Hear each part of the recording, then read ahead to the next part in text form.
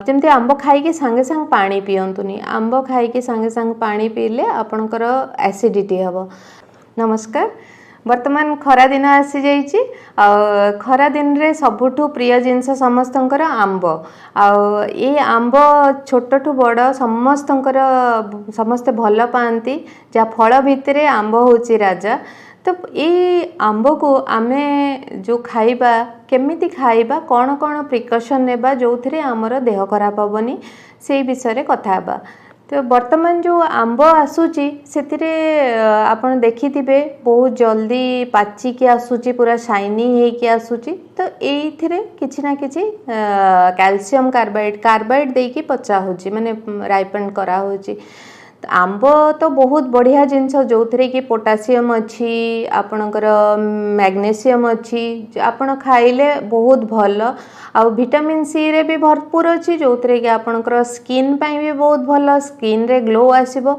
Skin रे तो glow आसीबो किंतु आपण जदि कार्बाइड वाला आंब खाइबे जोटा कि कार्बाइड दिया हितिबो से आंब बहुत ग्लो माने शाइनी टाइप रो देखा जाए मार्केट रे आपण देखिदिबे। और जोटा नेचुरली पाची थाए तार स्किन आउ जोटा कार्बाइड देकी पचा होता है तार स्किन अलग। तो आपन जिते किणुचंती सेटा देखी किणतु आ ये कार्बाइड वाला जदि आपन खाउचंती आनिकी निश्चित भाव में आपणकर देह खराब हम डायरिया हम ब्लटिंग हम आपणकर गैस हो पारे विभिन्न प्रकार न्यूरो प्रॉब्लम भी आरंभ हो जाउची कारण एथरे पेस्टिसाइड जो दिया होची आंब जो फसल करूचंती से माने जो पेस्टिसाइड छिंचुचंती सेतरे सेटा किछिटा रेसिड्यूज आर्सेनिक रेसिड्यू जोटा कि लागिकी रही थाए आंब चोपारे आ जेते बेले बाहरु आणुचंती ताकू कोन करंतु पानी रे बुड़ेकी रखंतु।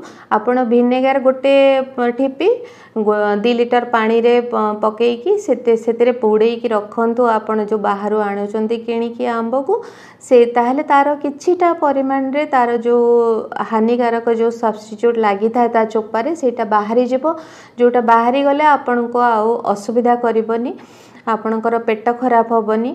आउ द्वितीय कथा कहबी जे आपणकर जो आंब खाउचंती आंब सांगरे जमती आंब खाई सांगे सांग पानी पियंतुनी आंब खाई सांगे सांग पानी पीले आपणकर एसिडिटी हम। तो सेतिपई किछिटा प्रिकॉशन मने रखंतु आंब निश्चित भाव में खातु एंजॉय करंतु। एई तो गोटे वर्ष रे थरे मात्र आंब मिले आ ए आंब को जदि खाउचंती ताकू गोटा आंब काटिकी खातु ताकू जूस करिकी खाइबा ता ठीक नुहे कारण आंब रे बहुत परिमाण रे फाइबर थाए जोटा कि आपणक पई भल आपणकर गट हेल्थ भल रखे। तो आपन जदि जूस करि देबे तार फाइबर बाहरी जिवो तो फाइबर बाहरी गले आपन से तार जो सुविधाटा पाइबेनी। मैम जेतेबेले हम आंब कथा कहूचे तबे कंचा आंब रे भी नियति भाबे जिक्र करबो तो कंचा आंब शरीर पई केते लाभदायी होते? कंचा आंबर तो प्राय आप देखिए खट्टा प्राय थाए कंचा आंब। तो ये खट्टा आंब जो माने खट्टा आंब खाई पारुचंती तो खातु किंतु जदि आपण टिके वयस्क अछंती आपणकर दांत को प्रॉब्लम करिवो आपण जदि खट्टा करूचंती आचार विभिन्न प्रकार करूचंती कंचा आंबरे किंबा आजिकली भी विभिन्न प्रकार कंचा आंबर भी जूस बनै कि रखुचंती सेतिरे किंतु बहुत परिमाण रे सुगर सिरप मिसा होची जो सुगर सिरपटा आपणकर असुविधा करिवो आपणकर ब्लड सुगर स्पाइक करिवो।